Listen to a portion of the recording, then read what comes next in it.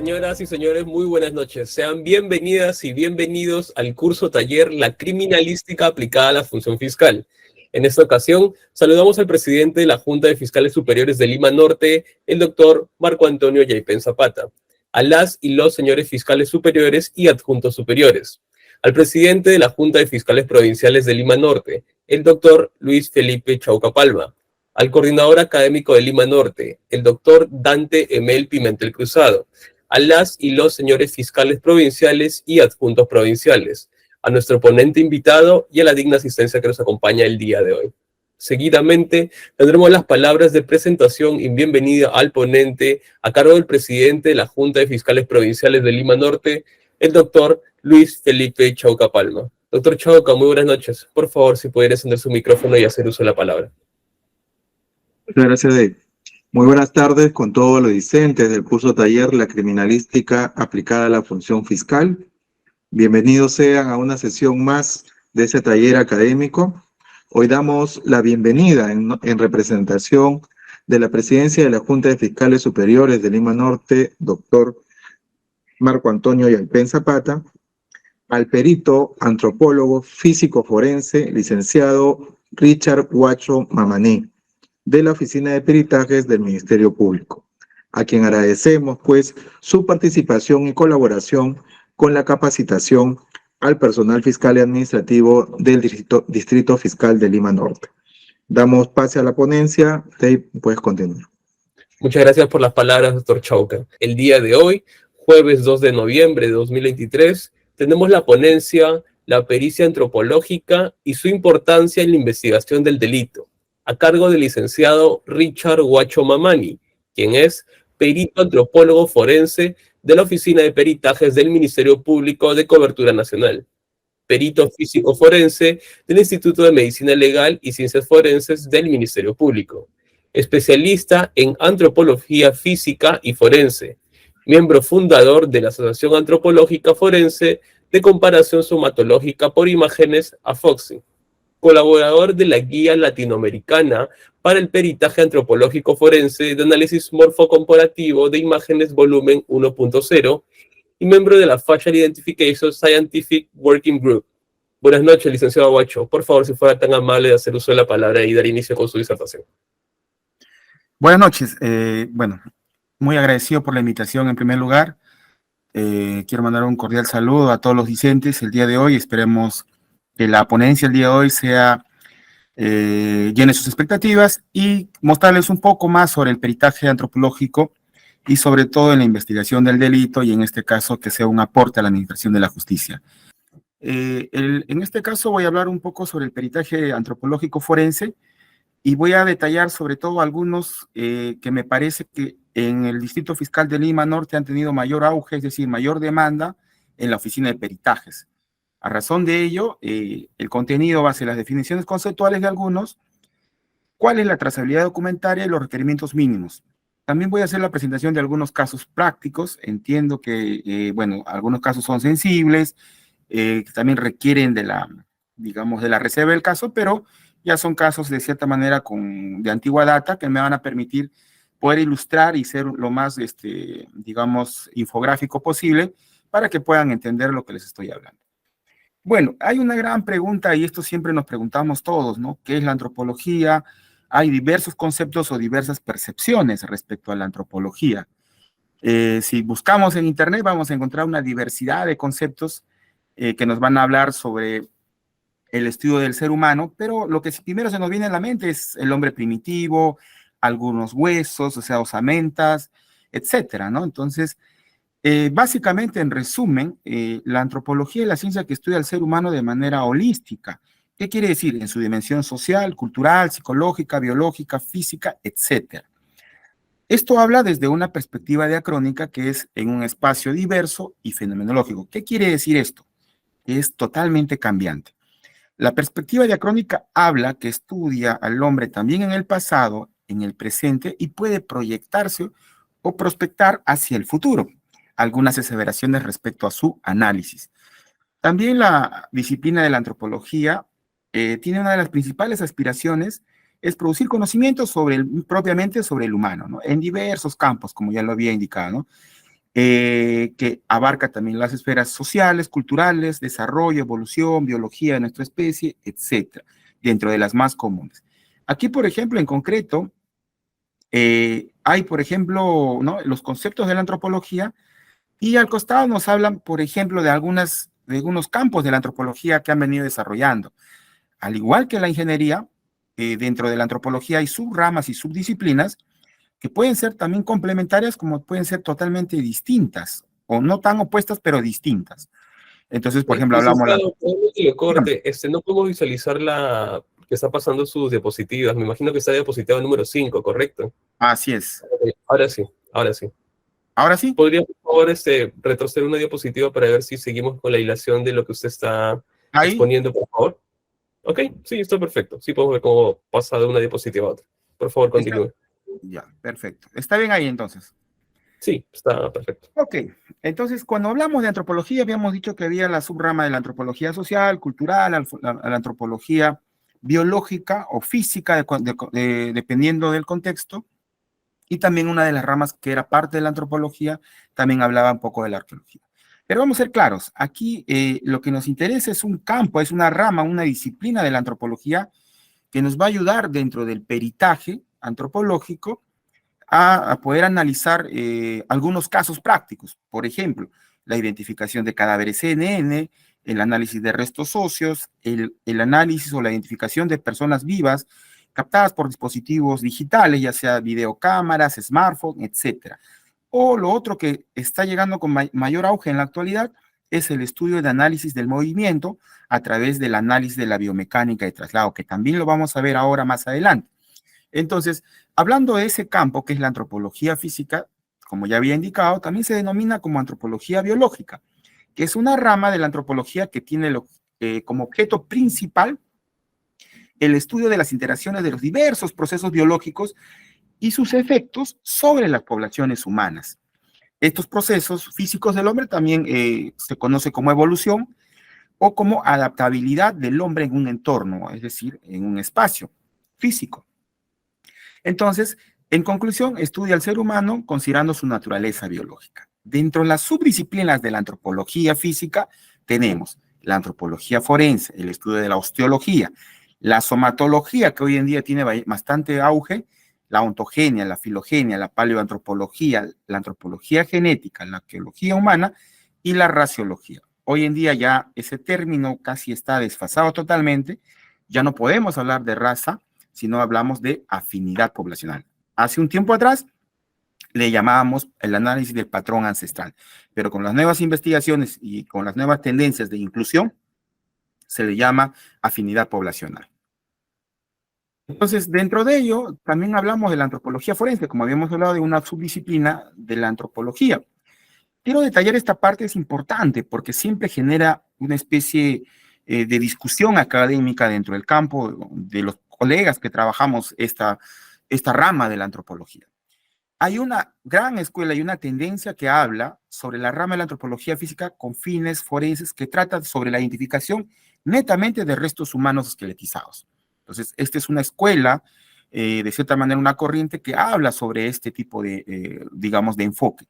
Pero, sin embargo, hay un enfoque actual que habla que es la disciplina, o sea, la antropología es la disciplina que nutre de métodos y técnicas, propiamente dicho, de la antropología sociocultural, la arqueología y la bioantropología, aplicados a los procesos fiscales y judiciales, obviamente con fines legales y o de carácter humanitario. Entonces, son las dos tendencias que tenemos en la actualidad, es decir, aquella que habla como la antropología que usa todo su conocimiento para aportar a través del peritaje antropológico en estos contextos, ya sea legales o judiciales, ¿no? Y lo otro que era lo convencional, lo que siempre se ha venido desarrollando y que es la esencia en realidad de la antropología forense como tal, es la identificación y el análisis de restos óseos esqueletizados. Entonces, vamos a ir entrando un poco al tema del peritaje antropológico, pero como yo vengo de la oficina de peritajes, voy a tratar de darles algunos alcances respecto a ello, ¿no?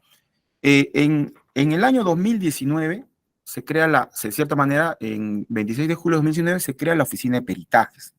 El objetivo de la oficina de peritajes es integrar a todos los peritajes, es decir, a todo el conjunto de peritos dispersos que trabajaban para la fiscalía, en el cual se trataba de buscar un ente rector que permita realizar un peritaje de calidad y que garantice el proceso legal y que pueda dar cobertura a nivel nacional, y no solo eso, darle soporte y herramientas al perito propiamente dicho, de diferentes disciplinas. Cabe precisar que esta oficina nace dentro del Instituto de Medicina Legal y Ciencias Forenses.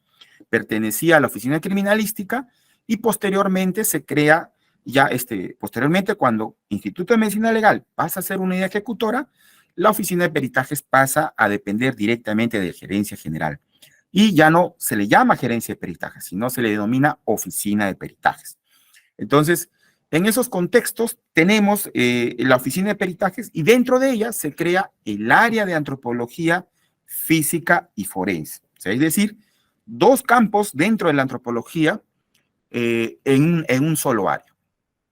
Quiero explicarles un poquito brevemente esto, tampoco no quiero generar un poco el tema de conflicto, nada en este aspecto. ¿Qué nos diferencia? O sea, es decir, hay unidades de antropología forense en la Policía Nacional, hay el Servicio de Antropología Forense en el Instituto de Medicina Legal y hay el área de antropología forense en la Oficina de Peritajes. ¿Qué nos diferencia? ¿Cuál es el enfoque? ¿A dónde pueden recurrir los fiscales? ¿Cuál es la inmediatez que puedan tener? Aquí se les paso a explicar brevemente nada más. No quiero generar, como digo, mucho conflicto al respecto porque son las apreciaciones que quiero precisar nada más para que ustedes tengan en claro cómo es. En la PNP el perito usa los principios criminalísticos. El enfoque del antropólogo en esta institución también se va a fortalecer con los criterios de los fundamentos, de los principios criminalísticos, que sabemos que son 7. Entonces, también los colegas de la Policía Nacional son los que atienden los casos de flagrancia y detenciones preliminares, es decir, ellos tienen, por eso se llama la inmediatez, son los primeros, digamos, equipos, en este caso, este servicio, esta unidad, que usa turnos rotativos, es decir, que están las 24/7 para poder atender estas solicitudes de carácter fiscal. También la metodología, usa una metodología que habla de la comparación directa e indirecta. También usa el método analítico, comparativo, etcétera, para los diversos casos que vienen atendiendo. Cabe precisar que también tienen dentro de ellos diversos peritajes. No solamente se evocan al tema de análisis de restos óseos, sino también al tema de análisis de personas vivas. En este caso estoy hablando un poco más del tema de análisis de personas vivas o peritaje antropológico que tenga con la identificación. Como ya había hablado, sin embargo, el Instituto de Medicina Legal también su aplicación está enfocada también a la esencia de los antropólogos. El IML inicialmente estaba enfocada a la identificación de cadáveres casos de restos óseos contemporáneos. También se realiza ya hasta la actualidad, digamos, es el ente donde se realiza el peritaje cultural forense. También lo importante del Instituto de Medicina Legal es que los equipos, los servicios de antropología pueden trabajar a través de un equipo multidisciplinario, es decir, pueden dar una opinión a través, digamos, en conjunto con odontólogos forenses, biólogos forenses, también pueden trabajar a través de una consulta con el médico legista para dar opinión, ya sea de carácter forense o el enfoque netamente antropológico. Su atención de los colegas del Instituto de Medicina Legal es una atención de corto y mediano plazo. Habíamos indicado, los colegas de la PNB también tienen la inmediatez, también un periodo de corto y mediano plazo. El instituto, bueno, en este caso, en la oficina de peritajes, la diferencia con estas dos dependencias es que su esencia de su peritaje antropológico radica en el análisis de personas vivas.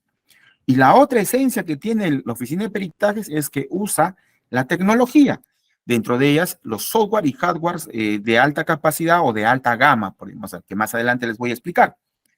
Hay algo que también, bueno, al igual que las tres, tiene cobertura de carácter nacional, es decir, atiende a todas las dependencias fiscales, y en el caso de la oficina de peritajes también se atiende casos del Poder Judicial y de la Policía Nacional.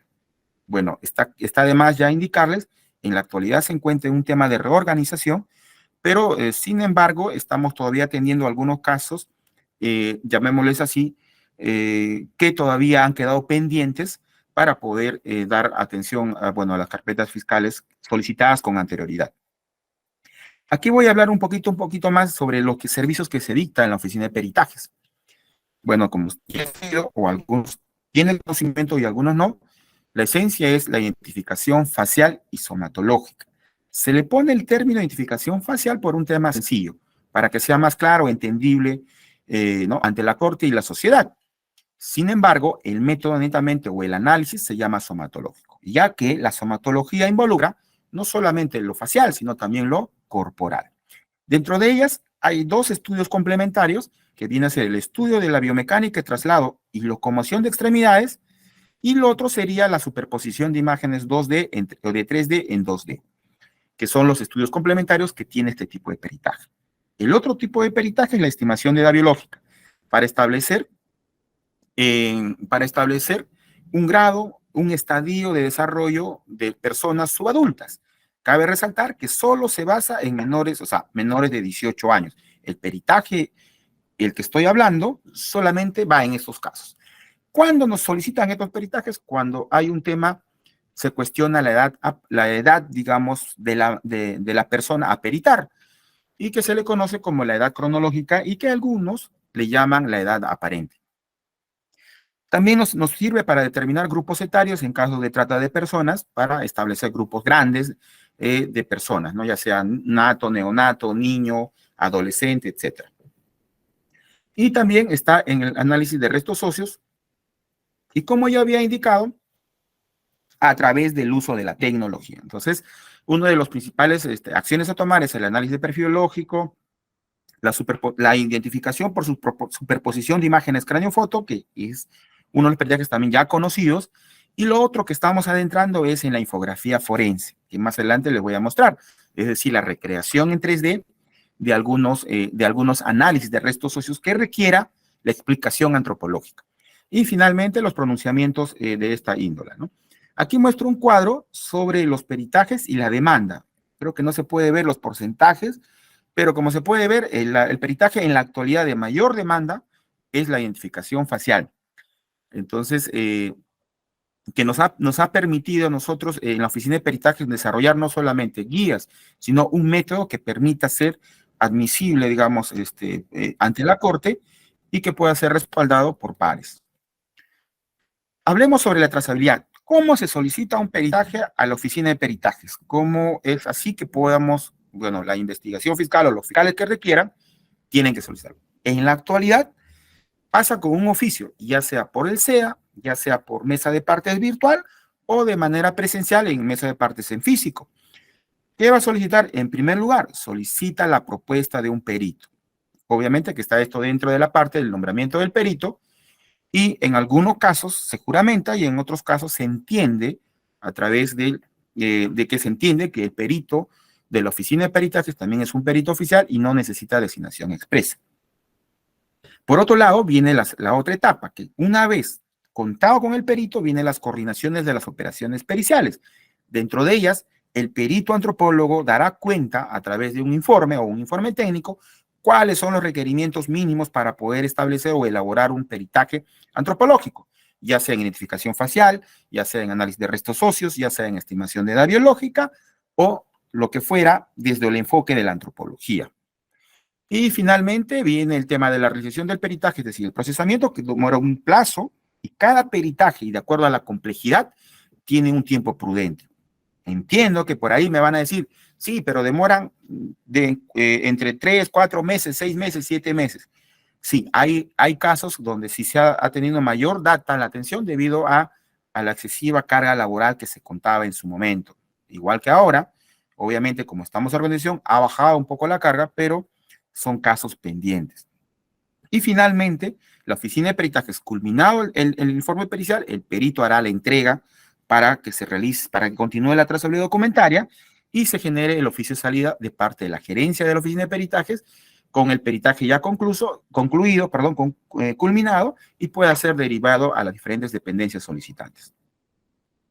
Voy a hablar en esta parte sobre la identificación facial y somatológica, este peritaje que es digamos, el que mayor auge ha tenido en esta última época, y toda vez que es evidente que estamos en la época tecnológica, en una era tecnológica, donde todos, absolutamente casi la totalidad, bueno, de las personas viven o conviven y confluyen con la tecnología. Dentro de ellas, los más conocidos, bueno, los más utilizados son los smartphones, es decir, los celulares o los equipos digitales que nos permiten manejar audio y video. Entonces, estamos en una era tecnológica. Entonces, pero cuando hablamos de identificación facial, lo primero que se nos llega a la mente es esta imagen que se estoy mostrando aquí, es decir, que va a haber una computadora, un software, una cámara y va a inmediatamente ubicar puntos, va a generar segmentos y va a identificar personas, ¿no?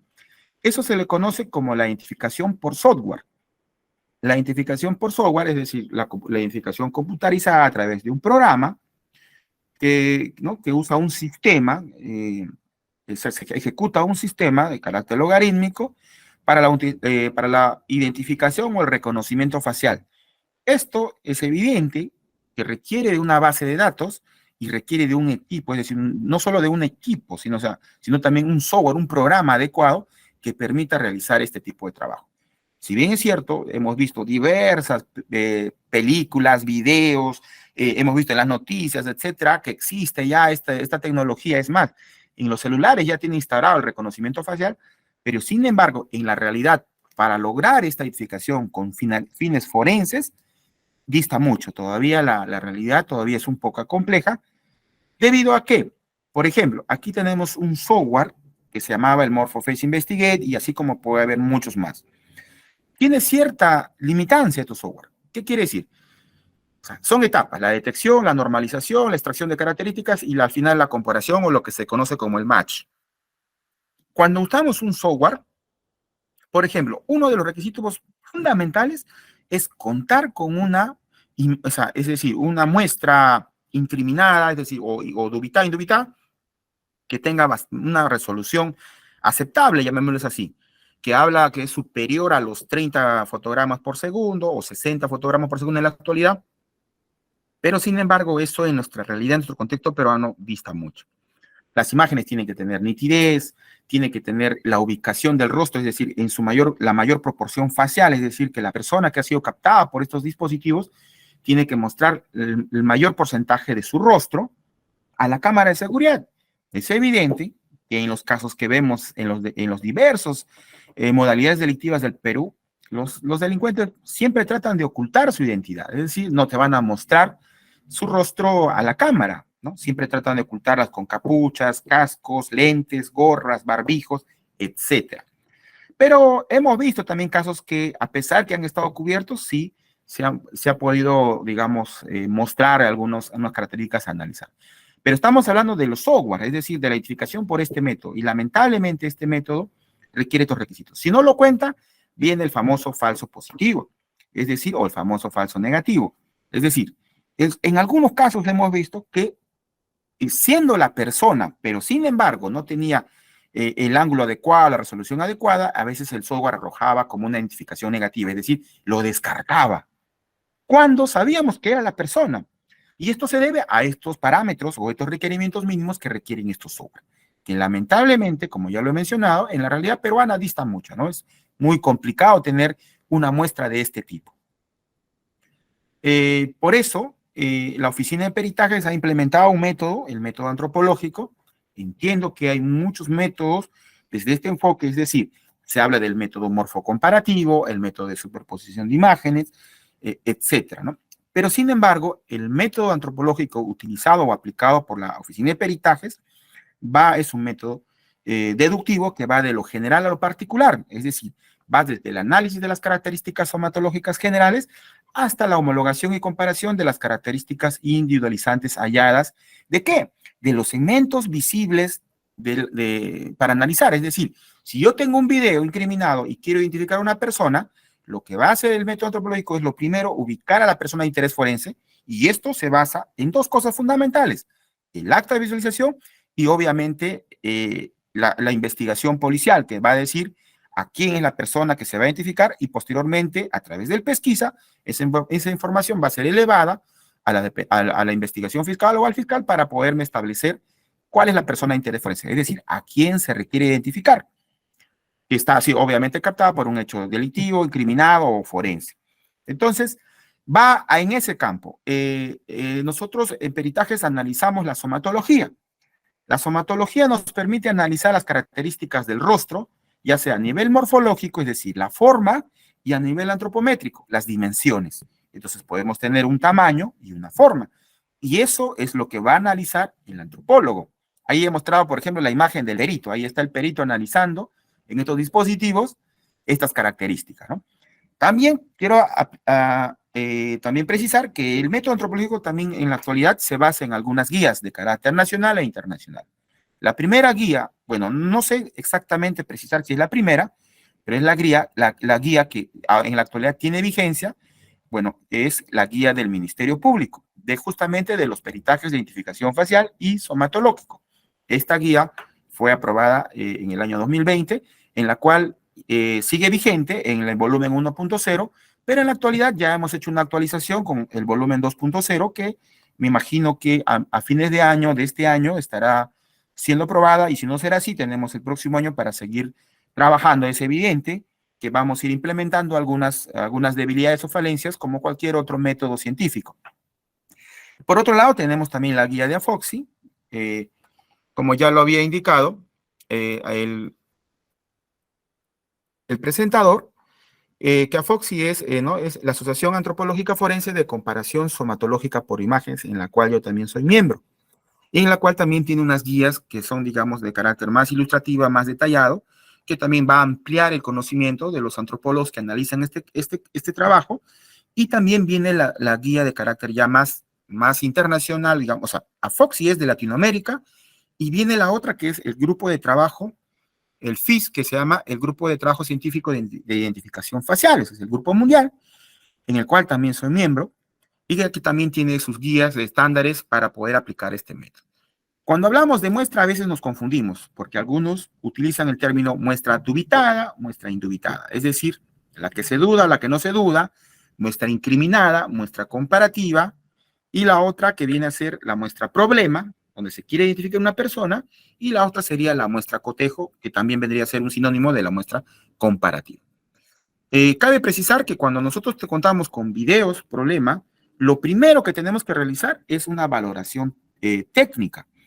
Y básicamente la valoración técnica está supeditada al análisis de la metadata. Como estamos hablando de videos digitales, imágenes, es evidente que es una muestra de carácter digital. Y cuando hablamos de esto, hay equipos y software que nos van a permitir a valorar ¿qué? La resolución, el tamaño, la calidad, los fotogramas por segundo, etc. Esto es una valoración técnica. Y luego viene la valoración forense.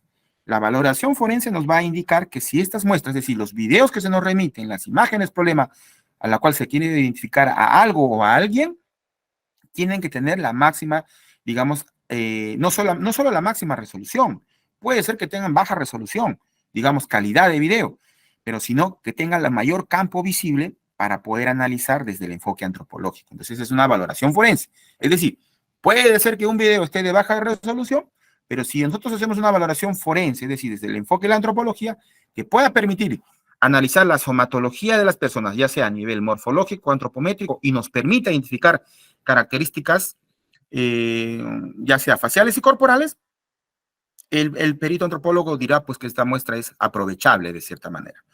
Entonces, este método también es asistido por tecnología. Yo lo había dicho que es la esencia de la oficina de peritajes. Aquí les muestro dos escáneres que en la actualidad usamos. Ojo, cabe precisar que puede ser cualquier escáner de alta gama o actualizado, llamémosles así. ¿Por qué les digo esto? Porque si bien es cierto, nosotros hemos venido trabajando con una gama de escáneres que son de la marca Artec, sin embargo, también existe otra tecnología en la actualidad y es entendible porque la tecnología avanza. Entonces, nosotros vamos a ir, a medida de que la tecnología avanza, también es evidente que el crimen avanza y también nosotros los peritos debemos avanzar. Y por eso es así que, por ejemplo, el escáner que pueden visualizar blanco es un escáner, digamos, en su momento, uno de los escáneres de mayor alta gama, y en la actualidad lo consideramos de media gama. Y el del costado es un Space Spider, es un escáner casi más actualizado, que también tiene de cierta manera cierta vigencia, pero en la actualidad ya tiene más de un promedio de 4 años de vigencia en el mercado y que lo venimos utilizando en la oficina de peritaje. Es decir, en cualquier momento, estos equipos pueden desfasarse como lo que teníamos antes, los de son de rayo infrarrojo, etcétera, ¿no? Que usaban una gran, toda una logística para poderlo trasladar y todo, ¿no? Hoy en día se limitan la tecnología a ser cada vez más pequeño y cada vez más portátil estos equipos, estos dispositivos. Aquí pueden ver, por ejemplo, la aplicación, ¿no? Cómo se hace el proceso el proceso del escaneo. Ahí pueden ver, se asiste de una laptop y podemos hacer el escaneo, es decir, trasladar la información real a un campo virtual, ¿no? En un margen de error de 0.0005 milímetros en el EVA y 0.0003 milímetros en el Space Spire. Casi nula en realidad. Es el margen de error que maneja trasladar estos software, perdón, estas imágenes a un campo virtual. Por ejemplo, aquí ven en la parte superior es una persona, son fotografías de una persona, y en la parte inferior, perdón, es ya la digitalización de esta persona en un campo virtual 3D. Entonces, como pueden ver, hay mucha precisión en este aspecto y casi es real, ¿no? O sea, se puede ver hasta los granitos que puede tener la persona en el rostro, lunares, pecas, y lo más impresionante de esta tecnología que hoy en día usa la textura, que vendría a ser el color. Aquí tengo la digitalización de un cráneo también en 3D, lo que han visto hace un momento arriba, en esta parte, se ha podido trasladar a un campo virtual. ¿Qué me permite tener esto 3? Mira, por ejemplo, aquí pueden observar estas 3 imágenes. Se puede tener una gama de puntos, una malla, y puedo, en caso de restos óseos, me puede tener precisión de los puntos craniométricos así, milimétrico, exacto. Y me puede hacer una diversidad de análisis, ¿no? ¿Cuál es la finalidad? Al final de digitalizar, poder usar un método de superposición de imágenes para lograr una identificación. Es evidente que primero hacemos un estudio macroscópico, un análisis de del perfil biológico de las diferentes osamentas que podamos encontrar, para poder establecer el perfil biológico de manera general, que sería sexo, edad, estatura y afinidad poblacional. Luego vienen las características individualizantes. Y finalmente hacemos una superposición de imágenes cráneo-foto, como aquí, por ejemplo, ¿no? Puede ver de diversos casos, no es la misma persona, son diferentes personas, donde se hace ya un trabajo computarizado, de cierta manera, para poder establecer la correspondencia de estas imágenes con relación a la persona desaparecida o a la persona que se requiere edificar. En este caso estamos hablando de cadáveres. Más adelante les voy a mostrar el tema del análisis en personas vivas.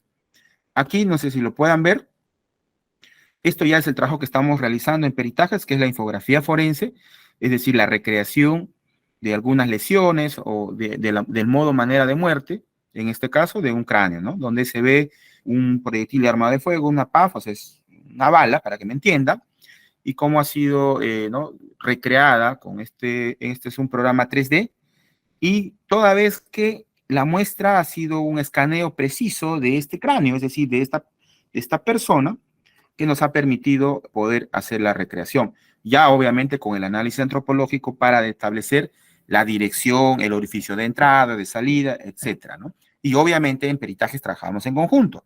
Con apoyo también del perito balístico, se puede establecer también el calibre que ha podido ser utilizado en este caso, ¿no? Aquí hablé un poquito hace un momento había dicho un poco sobre la importancia de un escáner de alta gama y de media gama. A la mano izquierda, bueno, pueden ver una morfología de una mano. Las dos manos quiero precisar que son las mismas, ¿no? Solo es un tema de la posición, etcétera. Pero se puede ver que en un escaneo óptimo, cómo se puede visualizar los pliegues de la piel. Entonces, eso también nos va a poder permitir hacer un análisis. Hay estudios, investigaciones que nos permiten también realizar una identificación por este tipo. Entonces, también, no solamente por los pulpejos dactiloscópicos, como ya sabemos que es la dactiloscopía, sino también por este tema de los pliegues de las manos, ¿no? O de la corporalidad, porque también se puede ubicar cicatrices, lunares, etcétera. Entonces, es lo importante tener un escáner de alta gama que nos va a poder hacer un análisis de este tipo, ¿no? Aquí también podemos ver, por ejemplo, igual un escaneo óptimo con un escaneo medio, ¿no? Cómo se puede ver incluso el tema del ojo, la coloración, el tema de la inserción capilar de las cejas, etcétera, ¿no? También se puede ver cierta cromática dentro del ojo, debajo de los párpados, los pliegues, etcétera, que nos van a permitir también realizar un análisis. Evidentemente que esto todo es con fines de identificación. Aquí, por ejemplo, les muestro dos software que se utiliza, que ya son conocidos de cierta manera, pero no necesariamente son los que se tiene que realizar sí o sí. Por ejemplo, si bien es cierto, ustedes me dirán, bueno, el Photoshop es un tema que analiza imágenes, que es un software que es común, cotidiano, etcétera, ¿no? Que ayuda para editar, para, no sé, manejar imágenes. Sí, pues. Pero sin embargo, el Photoshop ha sido, a través de sus herramientas que maneja este programa, nos permite poder realizar a ciertos cotejos, nos ayuda a nosotros poder hacer una comparación adecuada en un campo virtual, ¿no? Entonces, ya lo han analizado, ahora en la actualidad hay cursos de Photoshop forense incluso, y igual, bueno, en el Amplify, si bien es cierto, es un software que ayuda a mejorar imágenes, para que me entiendan, esto se llama procesamiento para una mejor visualización, coloquialmente conocido como mejoramiento de imágenes. Y ahorita vamos a ver esa diferenciación entre qué es un procesamiento y qué es un mejoramiento, que en realidad vendría a ser lo mismo, pero hay una aseveración distinta una de otra. Bueno, quiero indicarles los dos. ¿Por qué la importancia de los dos y por qué se lo puede aceptar ante la Corte? Porque ambos software, estamos ante un software que nos puede valer una suscripción, que es un promedio de 40 soles mensuales, con un software que es el Amplify, que vale casi $500,000 imagínense. Entonces, ambos tienen un fin y una utilidad. Puedo tener un software, digamos, coloquialmente decir, sencillo, con un software sumamente especializado. Pero ambos pueden ser admisibles en la Corte. ¿Y por qué? Me dirán, la gran pregunta. Porque ambos se puede extraer un reporte, es decir, un informe. Ambos emiten un informe, es decir, de todas las acciones, operaciones que tú puedes realizar dentro de este software. Borras, editas, cargas una imagen, cambias un color, no sé. Les estoy hablando en una gama de posibilidades que se puede realizar con estos dos software, ¿no? Y todo eso se va registrando paulatinamente. Entonces, al emitir un informe, eso lo hace, ¿qué lo hace? Lo hace forense, lo hace que se pueda auditar, o sea, yo puedo auditar estos dos programas. A ver, por ahí, como una vez me dijeron que yo había intentado cambiar una ceja de un caso que tuve. Entonces, tranquilamente, yo tengo estos reportes, esto se guarda en los archivos del perito y se puede hacer el seguimiento y se puede hacer este reporte al momento que me pueden auditar, si yo he alterado o no una imagen, se podría decir intencionalmente o malintencionalmente, ¿no? Entonces se puede presumir muchas cosas. Pero sin embargo, eso es lo importante de contar. Por ahí me dijeron, ¿lo puedo hacer con Paint? Sí, pues puede hacerlo, pero no tiene este reporte. Lo puedo hacer con no sé qué programa X, Y, siempre y cuando todos puedan ser utilizables, siempre se pueda tener este reporte, es decir, este informe de las acciones o las operaciones periciales que van a hacer. Como ya había hablado del software Amplify, quiero que me vean esta parte, procesamiento y mejoramiento. ¿Cuándo es mejoramiento? O sea, el procesamiento es una sucesión de filtros o de actividades, de acciones que hace el perito dentro de la interfaz del software. Y una vez que llega a esta interfaz, el perito luego exporta una imagen. Al exportar es evidente que va a cambiar la metadata, la información. Al hacer esto se llama un mejoramiento de imágenes. Es decir, tiene una data primigenia y cuando yo mejoro y exporto, eso se llama mejoramiento de imágenes, ¿no? Ya cambia, altera la metadata. Sin embargo, cuando hablamos de identificación, lo que menos se debe realizar es justamente esa alteración de la metadata. Por eso este software Amplify nos permite capturar fotogramas, que es el término, de cierta manera, técnico que nos permite hacer una homologación de este tipo, ¿no? O sea, que es un segundo en un video, un espacio, algo así. Entonces, aquí en la parte inferior, ahí está el número 1, es tal cual llega el video, ¿no? Así es como llega el video. Y en el paso número 2, a través de los filtros de ese software, va a ir mejorando la imagen. Y luego, finalmente, en la imagen 3, ya es la imagen con todos los filtros aplicados de cierta manera. Entonces, nosotros en Peritaje usamos este software para mejorar estos videos. Viene un video incriminado, un asesinato, un robo, un asalto, etc. Llega así de baja resolución y nosotros lo primero, como les expliqué hace un momento, el método dice la valoración técnica. Entonces, la valoración técnica es esto, ¿no? Este software nos va a ayudar a la metadata, si es aprovechable, sí, bueno, sí se ve. Listo. Entonces, esa es la valoración técnica, ¿no? Que nos asistimos con este programa. Aquí pueden ver igual, ¿no? Hay procesamiento, estos son unos casos que yo también he participado, digamos, he colaborado para poder hacer mejoramiento de algunas imágenes, ¿no? Entonces, en la mano izquierda se puede ver las imágenes primigenias y en el lado derecho se puede ver las imágenes mejoradas, ¿no? Vaya, ¿no? Qué espectacular, me dirán, que aquí vamos a hacer maravillas. Sí, pues, pero señores, estas imágenes son de cierta manera en otro contexto y en otra realidad.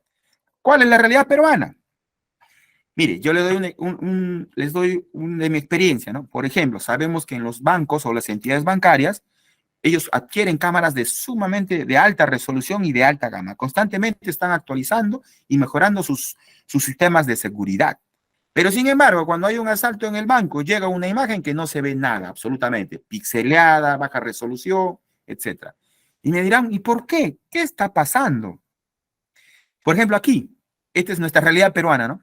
Me mandan estos videos y mire, pueden ver la parte superior en la imagen que está en blanco y negro, es así tal cual llega. Aplicamos el software en la parte inferior, está igual, casi no se ve la diferencia. ¿Y por qué? Porque justamente lo que explicaba. Porque pasa por un tema de regulación. No existe un ente rector que regule el tema de las cámaras de seguridad o de videovigilancia. En Lima, cada municipalidad tiene su propio equipo y su propio equipo, en base a su experiencia y su experticia, va a realizar desde la posición, ubicación de las cámaras de seguridad, desde la configuración de las cámaras, y tiene que ver mucho con el almacenamiento de esta información, es decir, en las unidades de observación y seguimiento que tienen las municipalidades. Entonces, o puede ser entidades bancarias, en las viviendas, etcétera, no están pues configuradas. ¿Por qué? Porque una cámara de alta resolución va a querer bastante almacenamiento. Y como no contamos con equipos, digamos, que puedan hacer ese soporte técnico, evidentemente lo configuramos. Es decir, si yo tengo, no sé, para grabar en alta resolución un video en una cámara, digamos, un DVR, lo configuro, me va a grabar, digamos, le pondría a decir, a una resolución óptima, digamos, me va a durar 3 días de grabación. Y luego tengo que renovar eso, ¿no? Tengo que, o exportar, etcétera. Pero si yo lo configuro a baja resolución, este mismo dispositivo, puedo grabar una semana, 30 días, 60 días, dependiendo. Entonces, ese es el problema en el Perú. Las cámaras de seguridad más o menos, o bueno, han sido utilizadas para atenuar, para no disipar, etcétera, ¿no? Para, entre comillas, intimidar que está siendo grabado, etcétera. Pero, sin embargo, no están configuradas con fines de identificación, lo que dista en otros países, ¿no? Que es distinto y que sí nos serviría a nosotros los peritos que utilizamos estos software poder tener la mayor calidad en los videos, ¿no? Como pueden ver, tampoco hacemos milagros, tampoco es posible lograr identificar. Cuando las imágenes están pixeleadas y la imagen en la resolución bajísima, no se puede hacer nada. Y esto tiene que ver mucho al momento de extraer la información. Cuando el pesquisa o la investigación fiscal va y recaba esta información. Por eso siempre decimos que debe ser en la máxima resolución posible extraída de la fuente original. Entonces, y en estos casos, por ejemplo, no podemos hacer nada, ¿no? Aquí, por ejemplo, hablamos justamente de eso, ¿no? Los requerimientos mínimos, y ahí podemos ver, ¿no? Que se puede almacenar ya sea en un disco óptico, que puede ser CD, DVD, un pendrive, un USB o una memoria expandible, que hoy en día todo el mundo quizás es más asequible hoy en día que antes, ¿no? Entonces, ¿qué tiene que haber esto? Tiene que ser resguardar estos videos incriminados en estos dispositivos, ya sea cualquiera, que se garantice, ¿qué cosa? Su integridad física y su funcionamiento. Es evidente que existe el formato A6, A7 para darle la continuidad y preservar esta evidencia. Pero ya tenemos de experiencia que los CDs con el tiempo se deterioran, algunos se parten, se rajan, se rayan y ya no hay forma de recuperar esa información. Sin embargo, en los pendrive y las tera, todavía hay opciones que nos permiten recuperar esa información, a pesar que pueda ser borrada o eliminada la información. Bueno, en el otro tema, bueno, pasando al otro, que es la muestra comparativa, y ya les he indicado, el método antropológico, como ya indiqué en la primera instancia, la identificación por software no es factible por un tema que no contamos con una base de datos de población contemporánea, ¿no? En el Perú. Por eso es que el método antropológico, de cierta manera, se ciñe a contar con uno o más sospechosos. Me dirán, pues no tengo sospechoso. No, la investigación fiscal tiene ese trabajo de poder tener las herramientas, los instrumentos, la logística para poder contar. Una vez me decían, ¿cuál es la forma de encontrar un sospechoso? Uno puede ser la divulgación, el otro una adecuada y correcta investigación fiscal. Quienes conocen de cierta manera los sectores, la Policía Nacional conoce los sectores o los lugares donde hay diversas modalidades delictivas, etcétera, ¿no?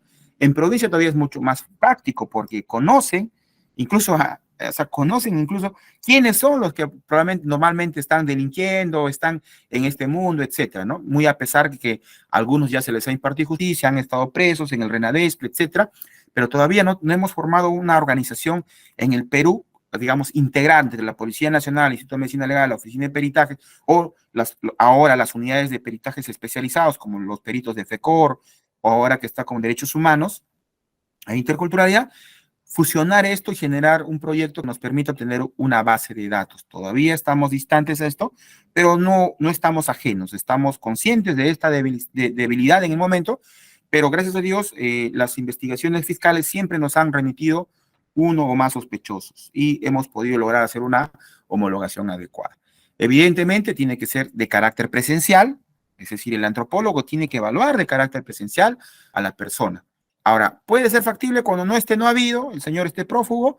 Sí. Por eso lo primero que se tiene que garantizar por parte de la investigación fiscal es una muestra comparativa y en este caso, si no se cuenta con la persona, podría remitirse imágenes de redes sociales, ¿no? Por eso siempre les recomiendo, les aconsejo que digan, que no solo pidan el número telefónico, la dirección, sino también busquen en los correos electrónicos, porque hoy en día sabemos que el Facebook está vinculado no solo al número telefónico, sino también al email. Entonces, las redes sociales, el WhatsApp, etcétera, ahora son prácticamente del mismo propietario y están de cierta manera cada vez más integradas, están mucho más fácil, de facilidad de acceso, perdón, y que nos van a permitir mostrarnos esta muestra. Pero esta muestra es falible a una evaluación también, ¿no? No siempre es aprovechable. Por ejemplo, pueden ver al lado derecho estas imágenes, la ficha RENEC de 2 personas, ¿no? Esa es la ficha RENEC que presenta, no están no habidos, pero cuando ya después de una investigación se logró capturar a estas personas y podemos ver la diferencia, ¿no? Incluso la forma del contorno facial, el cráneo incluso parece que hubiera cambiado, ¿no? Entonces, y esto es porque las imágenes no solo de las redes sociales, pero sobre todo las de la ficha RENEC, son imágenes desactualizadas, en algunos casos han sido retocados con filtros de carácter artístico o aplicativos de embellecimiento, como le llamamos ahí, ¿no? Que puedan alterar esta imagen y por eso la consideramos en su gran mayoría no aprovechables. Pero si es posible utilizarla, sí, siempre y cuando la valoración o el análisis antropológico lo permita. Aquí, por ejemplo, tenemos, la ficha de antropológica, es decir, donde vamos a describir todas las características de las personas a analizar o investigar, en este caso para identificar. En los modelos que podemos ver ahí, comparativos, la guía es de la guía de Afoxy, ha sido extraída de ahí, y que nos ha permitido tener la facilidad de poder ubicar todas las características, es decir, el tipo de ojo, el tipo de oreja, el tipo de rostro, etcétera, con relación a esta guía, y también descripción de las características individualizantes, como vendrían a ser en este caso en específico, los tatuajes. Aquí, por ejemplo, una vez que se ha hecho la muestra comparativa, como pueden ver, se ha logrado un escaneo facial 3D, y en la parte inferior se ha hecho la superposición de imágenes y se ha logrado tener la correspondencia compatible de carácter antropométrica, de líneas cefalométricas y superposición de imágenes en los puntos craniométricos que se pueden establecer, en este caso, de los segmentos visibles de este caso. Muy a pesar que, como pueden ver al lado izquierdo, en la parte inferior, que esta imagen un poquito que estaba oscura, no tenía de cierta manera buena resolución, desde la perspectiva de la valoración técnica, pero sin embargo la valoración forense del antropólogo sí permitió que sean aprovechables para poder realizar este estudio comparativo. Aquí también hay un caso, como ustedes pueden ver, este es un caso más complejo aún, le llamamos así. No quiero que me entiendan, porque muchos a veces dicen, no, pero este es un caso complejo, o un caso emblemático, o un caso mediático, no lo sé. Lo mediático lo pone la prensa. Ellos ya lo sacan, lo filtran, no lo sé. Y ellos hacen la media, o sea, lo vuelven un caso mediático. Nosotros los peritos no estamos supeditados a eso. Para nosotros, cualquier caso, ya sea sencillo, simple, para que me entiendan en términos comunes, o un caso complejo, emblemático, como por ejemplo el caso Inti Bryan, el caso Cuellos Blancos, etcétera, tienen el mismo interés y el mismo rigor científico del perito antropólogo. ¿Por qué? Porque aplicamos exactamente el mismo método. Entonces, me ha tocado, por ejemplo, a mí, me han designado aquellos años, bueno, años atrás les hablo, identificar, robaba, por ejemplo, por casos de abigeato, habían robado 2 toros y tenía que identificar pues al ladrón que jalaba el toro, ¿no? Entonces, y me decían, pero ¿cuánto vale el toro, no? El toro no vale ni 1000 soles, me decían. Entonces, porque era un toro de la zona rural, que no era de raza, entre comillas, y me decían, más costaba trasladar al perito que pagar el toro, algo así, ¿no? Y me decían, no, pues nosotros los antropólogos estamos a donde nos llame la labor y donde se requiera nuestro trabajo. Entonces, nosotros no evaluamos por este tipo de cosas. Lo complejo lo vemos por el número de videos que hay, por el número, las unidades de análisis que se puede ver, como pueden ver acá, una persona que está totalmente, casi, entre comillas, cubierta, ¿no? Y además que está a una posición distante a la cámara de seguridad y un vehículo motorizado, lineal. Sin embargo, mira, ustedes si lo pueden ver bien, sin ser peritos, pueden darse cuenta en la región ocular, ¿no? La región ocular que es similar o es semejante, ¿no? Aquí se ha hecho un estudio antropométrico, un estudio morfológico para establecer su correspondencia, ¿no? Igual acá. Ahora, no solamente es el rostro, como hablaba, ¿no? Se hace un estudio corporal, se hace un estudio de características individualizantes, pueden ver en la parte superior izquierda, el párpado izquierdo cuando cierra el ojo, ¿no? La persona sospechosa con la persona que se visualiza en el video incriminado, y se puede ver, ¿no? Cómo tiene las características de semejanza, ¿no? También se ha analizado a nivel somatológico el tema de los manos, ¿no? Los largos, así como la simetría facial, el tema de la exposición de los, digamos, de los pabellones auriculares de carácter proyectado, etcétera. O sea, se hace un tema complejo. No solamente es un tema de un par de imágenes que el antropólogo viene analizando a nivel somatológico. Y aquí también pueden ver, por ejemplo, ya se complementa con un estudio de superposición de imágenes, se ha escaneado a otra persona y se superpone. Ahora me dirán, ¿por qué? Y esta parte no. Lo que hemos superpuesto, como pueden ver, los puntos verdes, que es la parte donde están las regiones faciales, que vendrían a ser los puntos cronométricos de Nation, Ectocantion, Eglocantion. Entonces,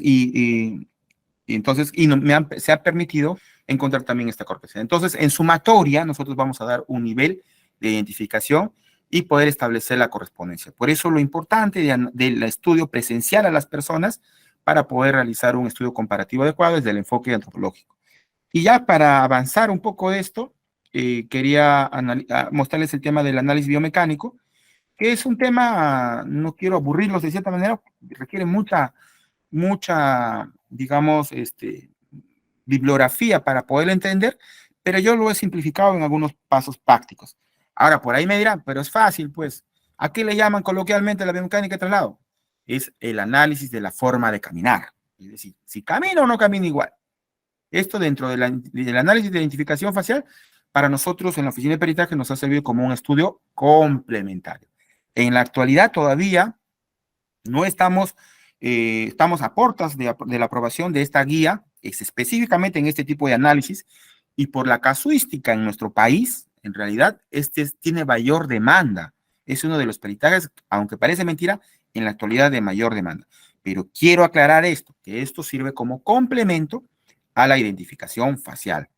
Entonces, estos pasos que propone la antropología del análisis biomecánico de traslado. Ya entendemos, creo que el término de biomecánica ya lo conocemos, pero cuando hablamos de biomecánica de traslado, hablamos de movimiento, de un lugar, movimientos en un espacio, de un lugar a otro, en términos comunes.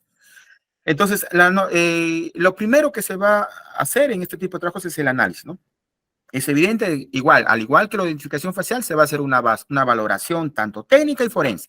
Ya hemos hablado de la resolución, iluminación, ángulo, distancia, etcétera, otros factores externos, internos, fotogramas por segundo, etcétera.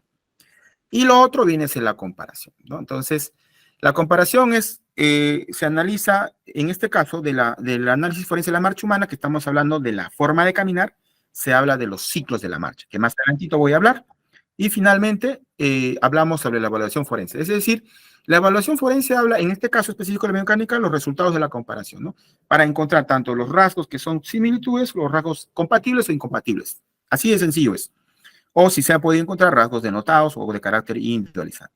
Y finalmente, la validación de este método, este análisis, pasa o radica en la valoración de pares, ¿no? Es decir, por la comunidad de profesionales de la comunidad académica forense de carácter nacional e internacional. Estos proponen no solamente el análisis de la forma de caminar, sino que también se tiene que analizar igual el perfil de análisis cualitativo, el perfil biológico, la biotipología. Que hablamos índice de masa corporal, el somatotipo, la proporcionalidad corporal, etcétera. Aquí, por ejemplo, les he mandado 3 tipos, que este es de según Sheldon, creo, sí, según Sheldon, que es el tipo ectomorfo, mesomorfo, endomorfo, los 3 tipos universales de cuerpo de los seres humanos. Estamos hablando que también hay intermedios, pero en este caso específico para que me entiendan, ¿no? Ectomorfo, el delgadito que nunca, por lo general, no genera mucha masa muscular, es delgado, el mesomorfo, que es el atlético, y el endomorfo, que se entiende que son las personas que desde pequeños son obesos, ¿no? O tienen una masa corporal, ¿no? Abultada, grande, ¿no? Entonces, igual, ¿no? Entonces, igual, se hace este análisis del IMC de pasas para ver en un estadio todo y que nos permitan en sumatoria poder analizar este tipo de trabajo. También hay estudios ya, no es que la antropología ha descubierto esto, sino nosotros también recogemos, al igual que otras disciplinas científicas, investigaciones, por ejemplo, en este caso de la estructura corporal, digamos, la posición de la columna. Todos, absolutamente todos, tenemos una posición distinta de la postura corporal. Es difícil que un ser humano, tenga la misma postura corporal que otro humano. Eso se entiende en la metodología y también se entiende a nivel académico, porque si lo analizamos desde la morfología, no solo la forma, sino también antropométricamente, es decir, a través de las medidas, vamos a encontrar ciertas diferencias, ya sean milimétricas o no, ¿no? Por ejemplo, como el tipo de espalda, ¿no? Lordosis, sifosis, etcétera, ¿no? Que se puede tener cada persona, y no lo vamos a medir a nivel de grado, para que me entiendan, porque eso sería un nivel clínico. En algunos casos sí he visto algunos colegas antropólogos que se han apoyado en su sustento con algunas placas radiográficas, sí, es válido de todas maneras, para demostrar ¿no? lo que él analizaba, ¿no? Y aquí también hablamos, nosotros nos referimos netamente en el estudio de los, digamos, de la composición o la estructura ósea, que es el análisis que nosotros hacemos los antropólogos, y luego en los músculos, ¿no? Los ligamentos. Entonces, las personas en el proceso de desarrollo van generando diferentes ligamentos, músculos, de acuerdo a su actividad física, el estrés biomecánico, la alimentación, etcétera, y diversos factores que van a individualizar a la persona en el proceso de crecimiento y desarrollo con el tiempo. Y también otros factores, como los factores sociocinéticos, el tema emocional, también van a ir condicionando algunas características, en este caso para nosotros los antropólogos, individualizando, ¿no? Por eso es importante la variabilidad biológica y el estudio desde el enfoque de la antropología. Igual, en la valoración del pie, ¿no? Si se tiene la posición del pie, cada ser humano igual tiene una posición distinta, milimétricamente, pero distinta una de otra, ¿no? Por ejemplo, ¿no? Cuando hacemos los movimientos de abducción, pronación, supinación, etcétera, la extensión del pie, flexión, también van a mostrar algunas características, ya sea de pronación o supinación, etcétera, ¿no? Entonces, todo ese complejo, ese constructo también lo va a analizar el antropólogo. Estudios complementarios, por ejemplo, el tema de la posición de las rodillas, ¿no? El genovalgo, genovaro, es decir, si tiene los pies arqueados, pegados, etcétera, también, ¿no? Entonces, todas estas aseveraciones también nos van a ayudar a nosotros poder analizar no solamente la marcha humana, es decir, los ciclos, sino también nos van a ayudar a individualizar a la persona. Aquí a la derecha se tiene un software que es el Kinovea y que también nos va a permitir medir en la persona también la angulación, es decir, la desviación que pueda tener o el grado, en este caso, de inclinación de sus piernas, ¿no? Aquí hablaba un poco de la individualización, la personalidad condiciona, pues sí, ¿no? Como pueden ver, el tipo de personas, cómo caminan de diversas formas, ¿no? Inclinado, erguido, algunos encorvados, etcétera, ¿no? También la posición, no solamente hablamos de la espalda, la posición del cuello, la posición de la cabeza, la mirada propiamente dicha, la extensión de las manos, algunos con las manos extendidas, flexionadas, etcétera. Todo este conjunto lo va a analizar el antropólogo. Entonces, que también, ¿no? Obviamente para eso es importante la toma de muestra de carácter presencial. Y obviamente el estado anímico cómo condiciona, ¿no? A un ser humano en todo aspecto, desde el proceso, desde pequeños incluso. Hay niños que han sufrido bullying desde muy pequeños y cuando han sido adultos y hasta adultos caminan con la cabeza agacha, ¿no? O inclinada, como técnicamente le llamamos. Entonces, esto también nos va a ayudar a poder establecer también la individualización del ser humano. Es evidente que tenemos que tener equipos de alta tecnología como vernier, plicómetros, balanzas, tallímetros, etcétera, que nos permitan también tener precisión de nuestro análisis, ¿no? Es evidente que también aquí, por ejemplo, este es el uso ya de la tecnología, trasladarlo a un campo virtual. En la parte superior derecha, si pueden ver, bueno, está pequeño en realidad, hemos podido estimar la estatura, esto se usa con el software Amplify. Pero para esto lo importante es que el perito tenga que ir al lugar de los hechos, a la escena, para poder tomar medidas referenciales, ya sea en el eje de las X, Y o Z, es decir, en un campo tridimensional, y luego alimentar con esta data al software que nos va a permitir después las proyecciones y las estimaciones de las diferentes tallas de las personas que se puedan ver, ¿no? Entonces, eso también es lo importante y la asistencia de los equipos tecnológicos adecuados. Igual como decía, ¿no? La valoración que nos va a ayudar a los software, eso es importantísimo. Y también hoy en día en biomecánica ha sido mucho avanzado por el tema de educación física, la ortopedia, nos ha ayudado bastante a poder establecer esto. Culminando, bueno, obviamente son los importantes los planos sagitales, conocer los planos sagitales. Aquí, por ejemplo, hay un caso práctico ya para finalizar prácticamente la exposición. Habla sobre, ¿no? Mire, como ustedes pueden ver, sin ser un perito experto, solamente evaluando su traslado, o sea, su biomecánica de traslado. Ojo, la biomecánica de traslado evalúa los ciclos de la marcha humana, la locomoción humana, es decir, los miembros inferiores, los miembros superiores y las posturas corporales, ¿no? Al momento que un ser humano se desplaza, a nivel somatológico, ¿se puede evaluar las posturas corporales? Pues por supuesto que sí. Como ustedes pueden ver, cómo tiene, por ejemplo, la mano derecha en la imagen del medio esta persona, al momento de desplazarse, ¿no? Tal cual, ¿no? En el video incriminado, en la parte superior, este es un caso de sicariato, y en la parte inferior, la persona en estudio como, ¿no? Tiene la misma característica, y esto se llama el estilo de caminar, o sea, tiene un estilo propio esta persona, y que ha permitido también lograr la identificación, ¿no? Aquí también podemos ver la posición de las manos, en la parte también los pies, al momento de ¿qué? De usar los diferentes ciclos de la marcha, ¿no? Entonces, ahí, por ejemplo, ¿no? En posición inicial, ¿no? Destellos de dedos opuestos, todo eso lo va a evaluar también el perito antropólogo. Aquí también es otro caso de evolución de la marcha, y entonces este es un caso netamente de la marcha humana, solamente de los miembros inferiores, ¿no? Como ¿no? Esta persona se traslada y tiene el mismo estilo de caminar, ¿no? Es decir, la forma similar o la misma forma de caminar en este caso. Y también aquí se ha lograr una identificación. Aquí ya hablamos de el tema de la carrera humana, que es la forma de correr. Una cosa es la marcha humana y el correr. ¿Qué diferencia? Simplemente hay que agregarle una fase, la fase de vuelo. Es decir, cuando toma impulso la persona para acelerar. Entonces, aquí también se ha podido lograr este trabajo. Este es un caso también de sicariato, del Callao, creo que si no me equivoco. Y aquí también hemos podido evaluar los miembros inferiores, ¿no? En este caso, también la flexión de los miembros superiores también han sido compatibles. Aquí es un caso de descarte, porque no siempre se identifica. También hay casos donde nos permite también esta valoración descartar personas. Y en este caso, por ejemplo, pueden ver el tema de los pies, ¿no? Uno tenía los pies a nivel de las rodillas normal y la otra tenía un ligero genovalgo.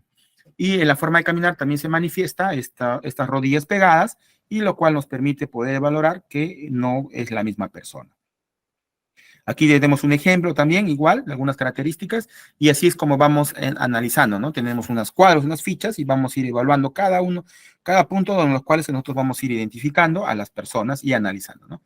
Y finalmente, aquí también, por ejemplo, mire, a pesar que en la parte superior sea una imagen de baja resolución, aparentemente se ha podido complementar con un estudio de la forma de trasladarse, ¿no? Aquí también es importante, en este caso, se ha tenido que asistir para hacer una revisión, es decir, la persona aquí, en este caso, falseaba, es decir, impostaba su forma de correr y caminar, y luego de una valoración que se ha hecho, se ha determinado que sí es la misma persona, pero lo más importante, ¿no? A veces las personas creen que van a poder falsear, equivocar, distraer, confundir el análisis del antropólogo, pero sin embargo, como hablamos del análisis directamente en la estructura ósea, cuando uno quiere exagerar digamos, una forma de caminar o quiere disimular, lo que va a hacer es denotarnos, o sea, nos va a dar el elemento suficiente para establecer que sí, efectivamente tiene esa característica, no solamente individualizante, sino general, sino también individualizante. Entonces, obviamente, estos son estudios complementarios, van con el estudio de análisis facial, con otros videos, etcétera, etcétera, etcétera. Eso sería todo. Muchas gracias por su tiempo, y estoy expedito para las preguntas. Finalizada la presentación de nuestro ponente, daremos inicio a la ronda de preguntas. Primera consulta la realiza el doctor Jorge Muñoz y se lee así. Buenas noches. ¿Podría indicar cuántos peritos antropológicos tiene la gerencia y la factibilidad que tienen los pedidos de pericias? He solicitado que se realice una pericia antropológica y la gerencia indica que el pedido hay que hacerlo a través de la administración para que se contrate a un perito y haga ese servicio. Correcto, gracias. Bueno, lamentablemente hay que ser claros en este punto, ¿no? En la actualidad contamos solo con 4 peritos de cobertura nacional y también tenemos 2 analistas antropólogos que nos ayudan en esta labor. Es decir, somos 6 antropólogos de cobertura nacional y que, porque estamos atravesando en realidad un proceso de reorganización, bueno, no contamos con más profesionales. Antes de esto, en el mes de enero, febrero, éramos alrededor de 17 antropólogos aquí. Y sí, atendíamos casi todas las dependencias fiscales, Lima incluido, pero en la actualidad por el tema de reorganización, no estamos coberturando, como digo, casi solamente el 10% de cierta manera de las solicitudes fiscales. Esperemos con buen ánimo que esto se solucione, que ya termine esta reorganización y que la oficina de peritajes pueda otra vez contratar profesionales antropólogos, porque sí contamos, existen en el mercado de antropólogos que elaboraban incluso aquí en peritajes y hoy en día están ya también, por un tema obviamente, por necesidad laboral, están trasladándose a otras unidades como Medicina Legal y la Policía Nacional para peritar allá.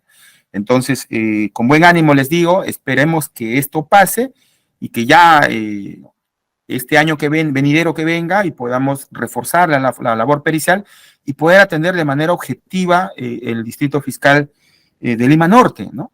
Teníamos bastante casos con Lima Norte, si no me recuerdo, y hemos trabajado, yo le digo bonitos casos porque ha habido diversos y hemos podido coberturar de manera efectiva y eficiente, y creo que los peritos de la oficina de peritajes seguimos con la predisposición para poder trabajar y poder colaborar en la administración de la justicia y esperar nada más la decisión adecuada para poder estar, como digo, expeditos con ustedes y poder subsanar todos esos requerimientos que ustedes necesitan. Muchas gracias por resolver la consulta, licenciado. Registro que la doctora Rosa Calderón tiene la mano levantada. Doctora Calderón, buenas noches. ¿Desea realizar su consulta oralmente?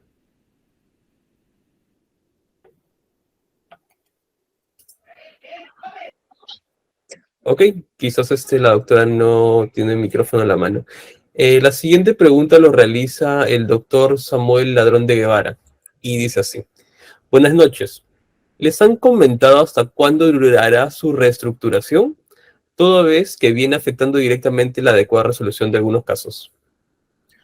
Sí, no nos han dado una fecha, supuestamente al mes de julio se terminaba esta reorganización, pero a la fecha yo no estoy en esos espacios, de cierta manera, esto ya se encarga el gerente de peritajes para hacer las coordinaciones con la alta directiva y que ya de una vez podamos coberturar esto, pero de momento, por ejemplo, nos estamos apoyando con los equipos de la Policía Nacional, que hay 2 equipos allá de antropólogos, que es en Aramburu, en la avenida Aramburu, Surquillo, y el otro es en la avenida España. Entonces, de momento. También tengo entendido que en Lima Norte se aperturó unas plazas por interculturalidad y creo que ya cuentan también con un antropólogo allá. No sabría decirles si de momento la jefatura de medicina legal les está permitiendo cobertura de estos casos, es decir, atender estos casos de identificación por identificación facial y somatológica, pero sin embargo, como repito, no es que sea incierto, yo no tengo la información fidedigna en este momento para poderles compartir, pero al igual que ustedes también tengo la preocupación para que de una vez nos den una fecha para poder ya optimizar también nuestro trabajo en cuanto a las atenciones, ¿no? Muchas gracias, licenciado, por resolver el interrogante. La siguiente pregunta la realiza la doctora Gladys Cabrera y dice así. Tengo un caso de peperas, solo tengo una imagen de video y se ve el rostro, pero no tengo el nombre de la persona que, bueno, sale en la imagen. ¿Es posible identificarla con alguno de los software o base de datos de la RENIEC? No, en realidad, como ya lo había indicado, este método de identificación por software requiere una base de datos. Si bien es cierto, el MorphoFace, este software, que fue adquirido por la Policía Nacional, tenía esta vinculación con la RENIEC, pero en realidad es un poco complicado en la actualidad. Creo que no está habilitado ya este software, creo que ya no lo están utilizando, por eso que ha tenido mayor auge en la actualidad el tema de antropológico, y lamentablemente sí, en estos casos no podemos, de acuerdo a la guía y al método, no podemos aplicarlos, ¿no? De cierta manera. Muchas gracias por resolver la consulta, licenciado.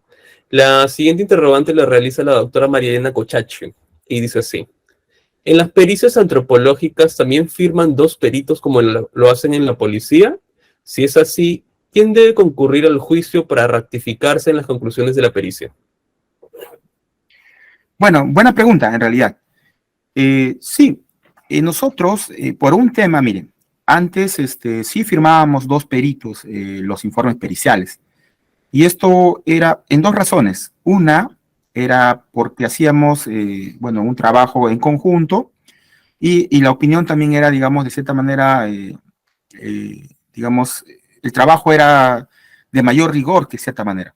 Pero a medida que ha ido incrementando la demanda, ya no ha sido posible. Es decir, ya cada perito tenía su propio caso y ha estado firmando. Por ejemplo, en la oficina de peritajes, cuando hay casos complejos, mi persona asiste a mis colegas por un tema de la experiencia, por un tema a veces de casos donde se requieran o hay un mayor rigor en cuanto al interrogatorio, al contrainterrogatorio, perdón.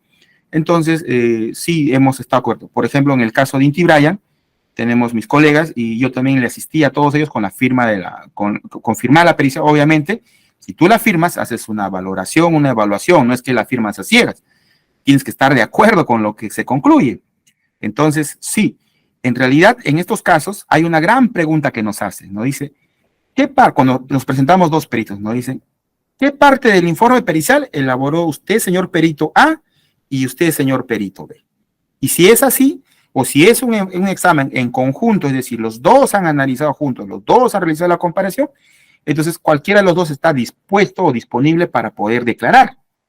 Es decir, concurrir a la diligencia. Entonces, nos han hecho eso, ¿no? Entonces, es evidente que la parte, ¿no? La otra parte, en algunos casos, siempre trata de agarrar al perito de menos experiencia, en este caso, obviamente porque tiene experiencia litigando, y trata digamos, de desacreditar o en algunos casos de confundir, etcétera, ¿no? Como es normalmente el trabajo que realizan en cuanto al cuestionamiento del peritaje antropológico.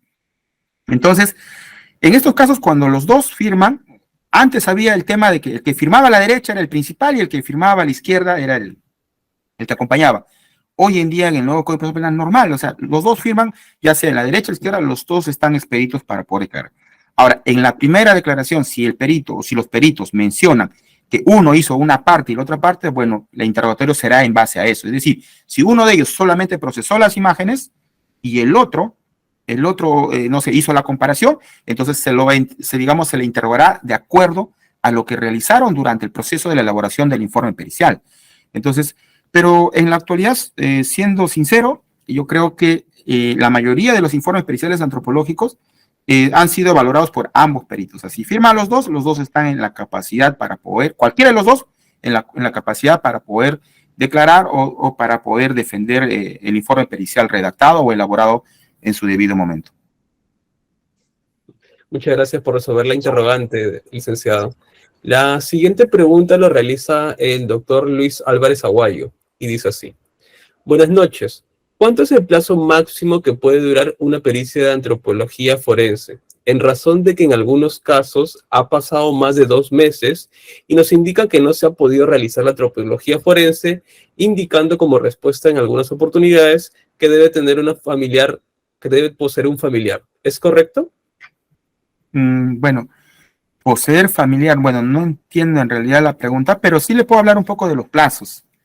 La guía habla de un plazo de 30 días hábiles, un promedio máximo, ¿no? Por persona. O sea, el peritaje es por persona.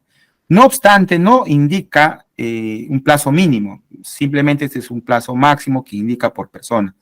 Sin embargo, hay informes periciales que se realizan, pues, ¿no? De acuerdo a esto, o sea, en menor tiempo, en una semana, 2 semanas, etcétera. Y también hay plazos que también se ha excedido, es decir, el perito ha pasado los 2, 3 pasos. Pero esto va en qué razón? De que a veces es un tema de trazabilidad documentaria, un tema de la carga laboral, etcétera, ¿no? Por ejemplo, yo le comento de mi experiencia, ¿no? Yo llegué a tener 300 carpetas fiscales y no era posible poder trabajarlas en simultáneo. Entonces, por ahí llegaba un fiscal de otro distrito, de un distrito fiscal, de otro distrito fiscal venía y me decía, señor perito, ya ha pasado 1 mes y medio, 2 meses que no me remite la pericia.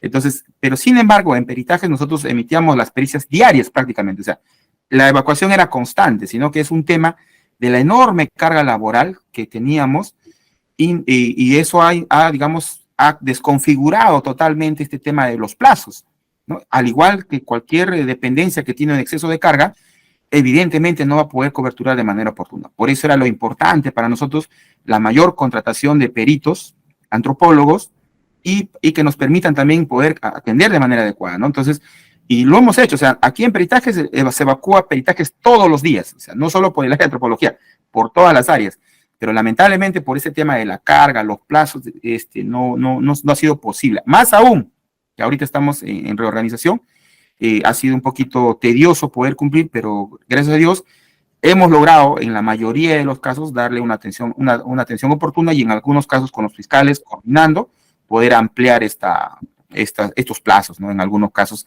ya de carácter más complejo, y me imagino que también en lo que el doctor estaba preguntando, ¿no? Que ha sido, pero el tema del familiar no lo entendí bien en realidad a qué se refería con eso del familiar. Pero nosotros hacemos toda coordinación directamente con el fiscal, es decir, una vez que se le propone al perito, se designa al perito, nuestra coordinación es netamente con el fiscal. No hablamos con las partes, ni ya sea ni la parte acusatoria, o sea, ninguna de las partes, ningún familiar. Toda comunicación es directamente entre el fiscal y perito.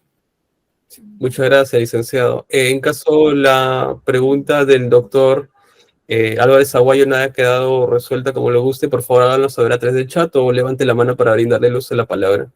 Registro que la doctora María Elena tiene la mano levantada. Doctora María Elena, buenas noches. ¿Desea realizar alguna consulta oral? Sí, buenas noches. Buenas noches con todos en la sala. Buenas noches, doctor Guacho, ¿qué tal? Buenas Una noches. consulta.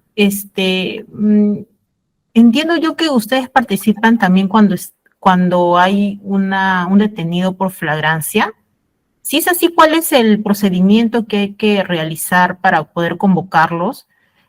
Porque recuerdo un caso que no lo llevé yo, sino una amiga fiscal también, y lo habían detenido a esta persona por asesinar a otra persona, ¿no? Lo detuvieron en flagrancia, y me acuerdo que me comentaba de que había hecho como una reconstrucción con el detenido, ¿no? Había hecho una reconstrucción junto con el antropólogo, y en base a eso es que hicieron el examen final, ¿no? Yo alguna vez, en alguna oportunidad, he mandado las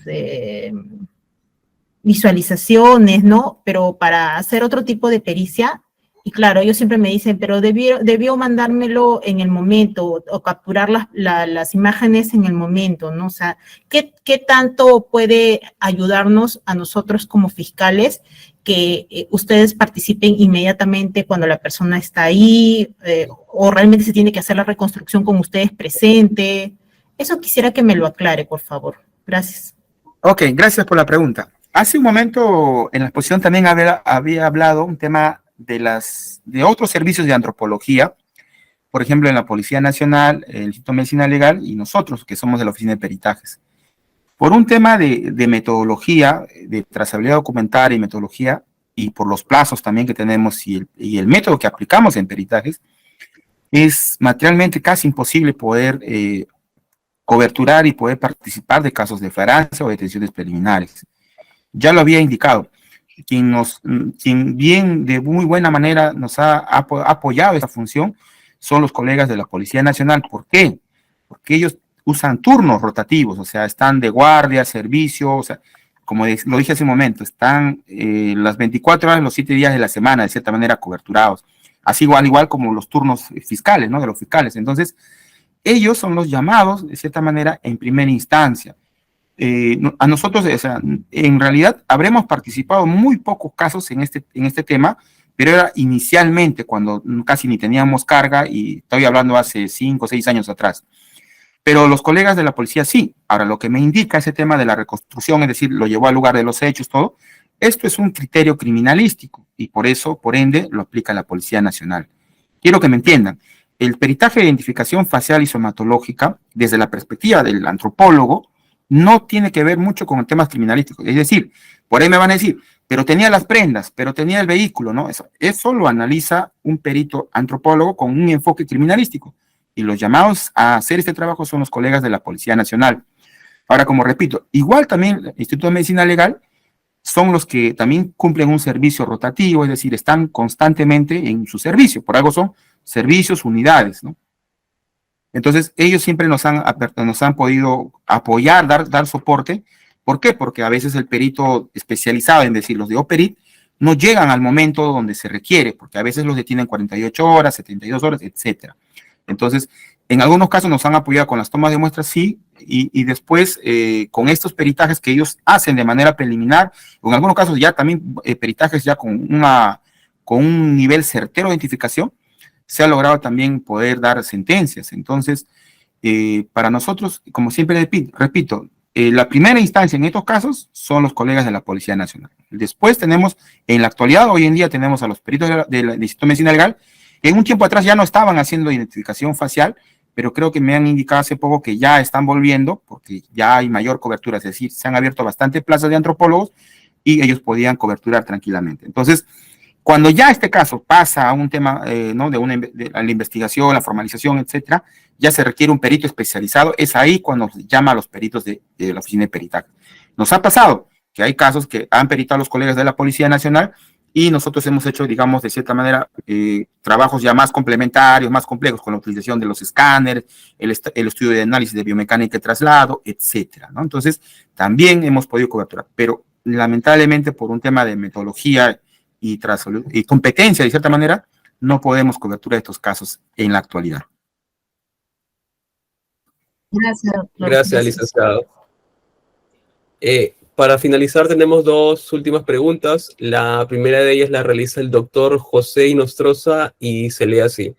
Buenas noches. En relación a la mesa de trabajo en común, desde su experiencia, ¿ha tenido oportunidad de realizar una pericia antropológica junto a un perito de parte?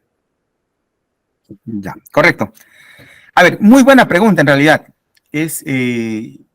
Por ejemplo, siempre se habla de mesa de trabajo cuando, bueno, se va a hacer el trabajo de análisis, ¿verdad? Cuando ya se va procesando el peritaje de cierta manera.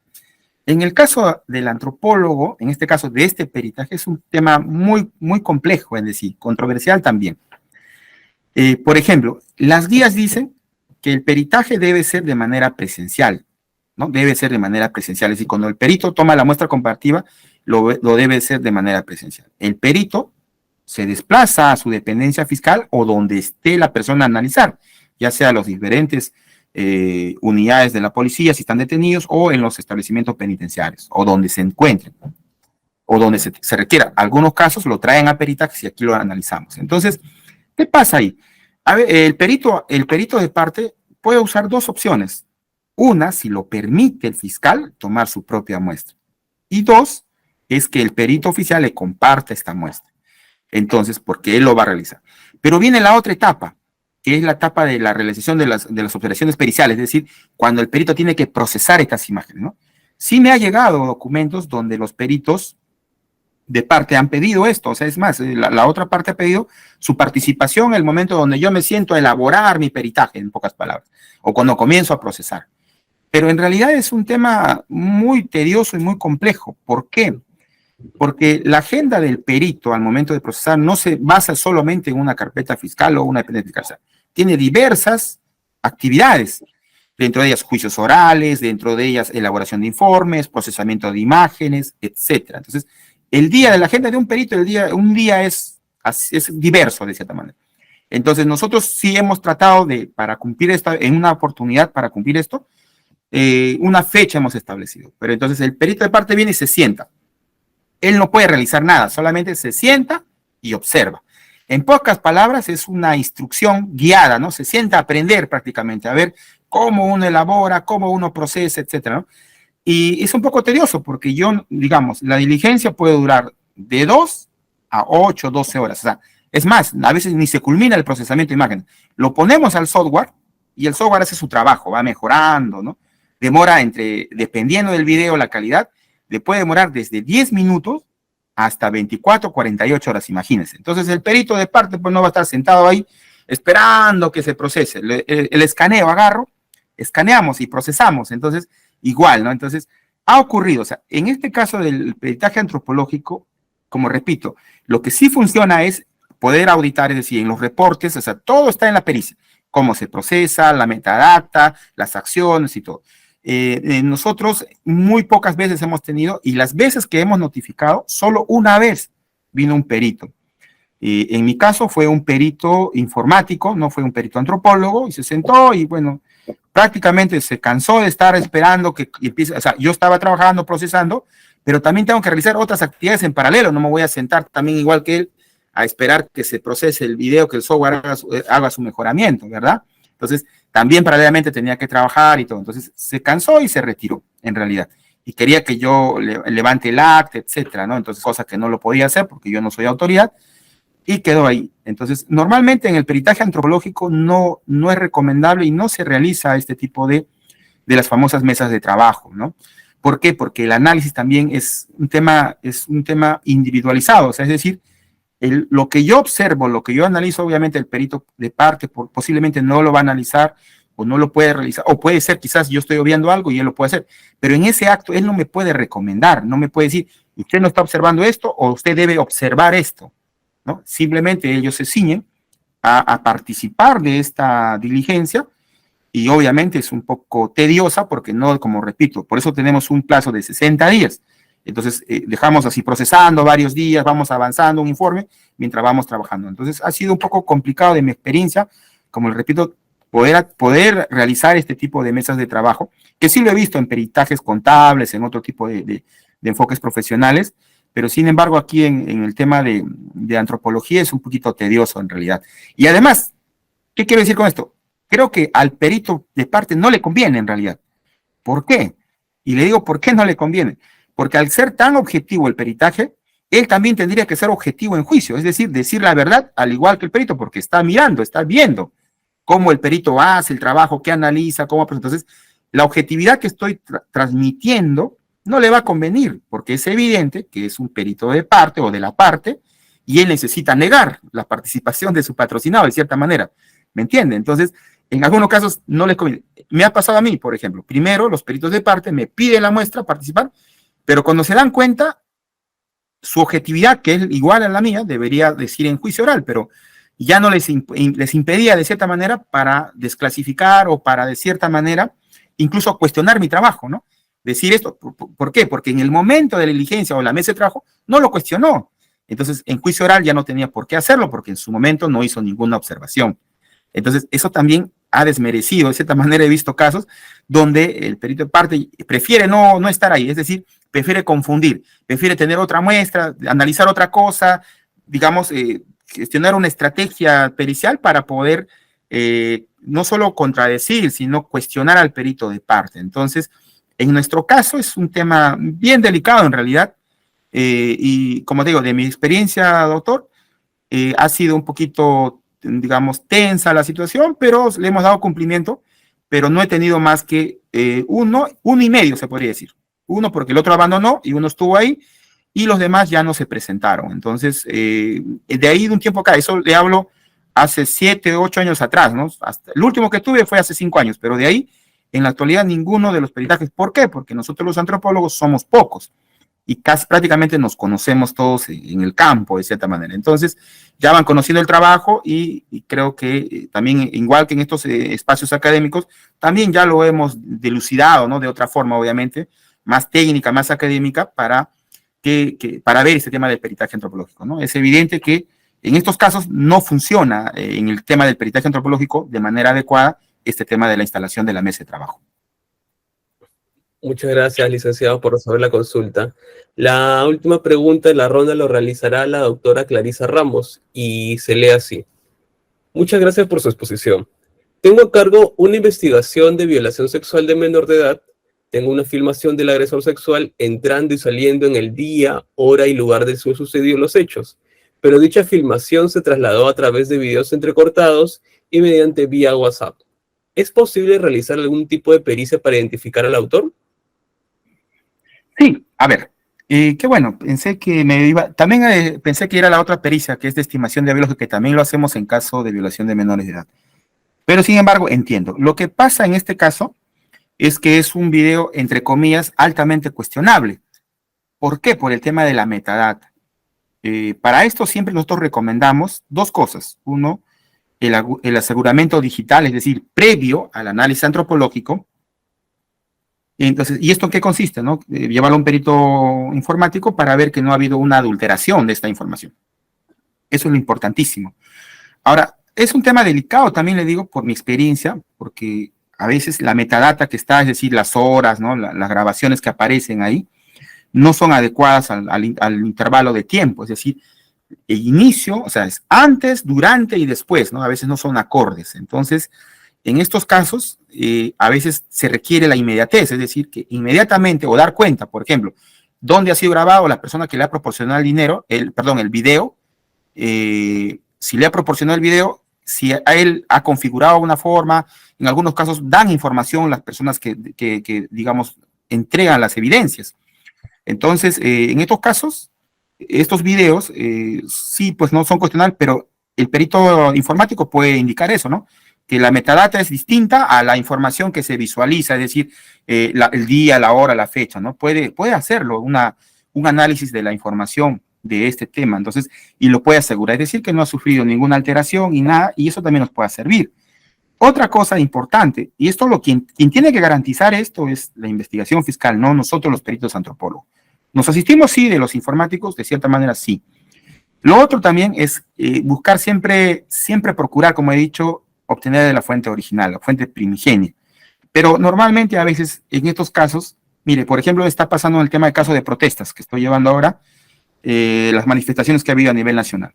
Entonces, la mayoría de los videos que sirven, que son aprovechables, es decir, donde se ve los rostros de las personas, donde se ve las partes para poder identificar, son videos que se han divulgado por las redes sociales, por los WhatsApp, o los grupos de WhatsApp. Entonces, y a veces las imágenes que han sido cargadas en la cámara de seguridad, que entre comillas no han sido alteradas y han sido obtenidas de manera adecuada, han sido recabadas de su DVR, etcétera, son aprovechables, pero estos de acá son más aprovechables para nosotros. Entonces, lo que se ha hecho es resguardar esa evidencia. Lo primero es que no le remitan al WhatsApp, sino que le ofrezcan el celular, es decir, el dispositivo en el cual ha sido grabado y desde ese dispositivo poder extraer esta información. Solo así se puede también garantizar esta evidencia. Nosotros, sin prejuicio a ello, nosotros, como digo, lo podemos valorar, ¿sí? Si hay una valoración, es decir, si es aprovechable con fines de identificación, el perito antropólogo procederá. Esa parte del aseguramiento digital, en la parte de la legalidad o la formalidad de recabar la evidencia, etcétera, eso es competencia evidentemente del fiscal, pero sin embargo, como repito, son las acciones o las estrategias que ustedes puedan tomar para poder tener esta evidencia, ¿no? Obviamente con un formato A6, un formato A7, y se nos remite esta información. Entonces, la preservación de esta información, de esta metadata, en estos casos, va a depender mucho de estos factores, ¿no? Entonces, pues eso se sugiere, pero sin embargo, como repito, no significa que no sirven. Ojo, con fines de identificación, para nosotros, si es aprovechable, lo utilizamos esa evidencia, ¿no? Toda vez que ustedes nos dispongan, o sea, es decir, los fiscales nos digan, se dispone que con esta evidencia, ¿no? Se haga el análisis o la evaluación. Pero como repito, este trabajo es un trabajo en conjunto y que también es necesario conocer para poder justamente quitar, ¿no? Esos sesgos, porque hay algunos sesgos que nos pueden invalidar o cuestionar esta muestra incriminada o muestra problema. Muchas gracias, licenciado, por resolver la consulta. Muchas gracias a todas las personas que participaron. Nuevamente agradecemos a nuestro invitado por la ponencia, a la presidencia de la Junta de Fiscales Superiores, a la presidencia de la Junta de Fiscales Provinciales y a la Coordinación Académica de Lima Norte por hacer posible este tipo de actividades. Con esto damos por concluido la sesión del día de hoy. Que tengan muy buenas noches. Hasta la próxima.